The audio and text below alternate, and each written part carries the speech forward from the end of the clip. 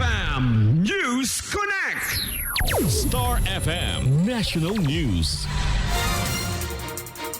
Star Nation, sa ating national news, nagkaroon ng matinding palitan ng payag sa plenaryo ng Kamara nitong Martes matapos magbanggaan ang dalawang neophyte lawmakers mula sa Batangas na sina Representative Leandro Leviste at Representative Ryan Recto. Makapananawagan si Leviste ng investigasyon hinggil sa umano'y koneksyon ni Executive Secretary Ralph Recto kay Construction Workers Solidarity Representative Edwin Gardiola na nasasangkot sa kontrobersyal na flood control scandal. Agad namang sumagot si Representative Ryan Recto at mariing ipinagtanggol ang kanyang ama laban sa mga paratang. Kinwestiyon pa nito ang motibo at masiyahan ni Representative Leviste sa naturang issue. Pinabulaanan pa niya ang mga akusasyon at iginit na purely professional lamang ang naging ugnayan ng Executive Secretary at ni Gardiola. Ang bangayan ay nagdulot na matinding tensyon sa loob ng plenaryo at nagbabadya ng mas malalim na banggahan sa pagitan ng mga bagong henerasyon ng mambabatas mula Batangas. Star Nation, narito ang tinig ni Representative Leandro Leviste at Representative Ryan Recto. I rise on a point of personal and collective privilege matapos ako tawagin ni Executive Ralph Recto na baliw. Kung baliw man ako, at least hindi ako magnanakaw. Tila affected si Recto sa mga post ko tungkol sa kanya at si Congressman Edwin Gardiola.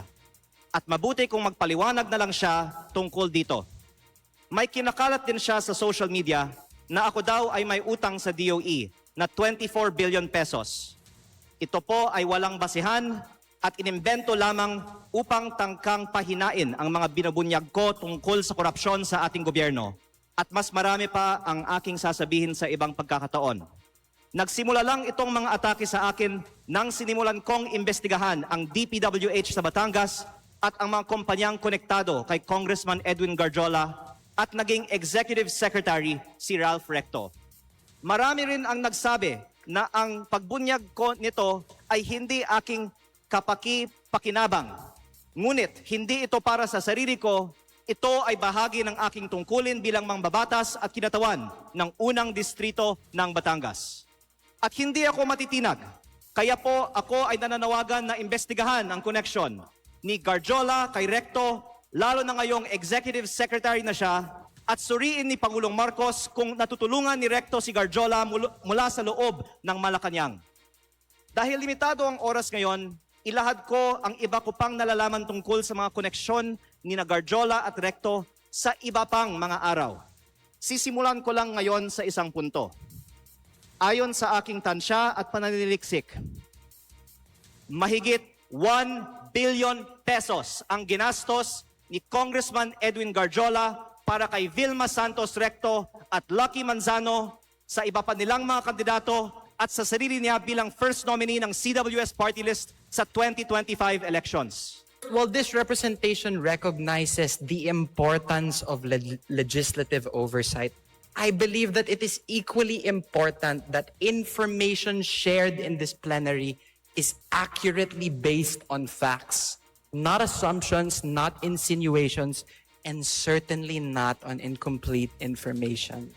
Hindi po dapat ginagamit ang plenaryong ito upang lahat na mga haka-haka o paratang na walang sapat na basehan. On the alleged ties between Congressman Edwin Gardiola and Executive Secretary Ralph Recto, their association is purely professional, as Congressman Gardiola is also a member of the House of Representatives and a fellow Batangueño. There are no personal interests involved, but only a shared commitment to fulfill their duties to their constituents. Walang katotohanan ang mga alegasyon ni Congressman Leviste na mayroon silang may mga maanumalyang transaksyon. Fake news po yan, Mr. Speaker. This representation is not privy to the motives of my colleague from the 1st District of Batangas, but let it be known, hindi po tayo basta-basta nagpapadala sa mga inimbentong issue dahil alam po natin kung ano ang katotohanan dito. In fact, I will not stand idly by and let these so-called facts be presented as truth. Let it be a reminder that Executive Secretary Ralph Recto has served as congressman and senator for decades, representing not only Batangas, but also the broader interests of the Filipino. And same goes for Governor Vilma Santos Recto. Mr. Speaker, and to all my colleagues here and to the general public, let us just focus on the facts and let us uphold the process. And most of all, let us keep our focus on our constituents and serve them with integrity. Star FM News Connect.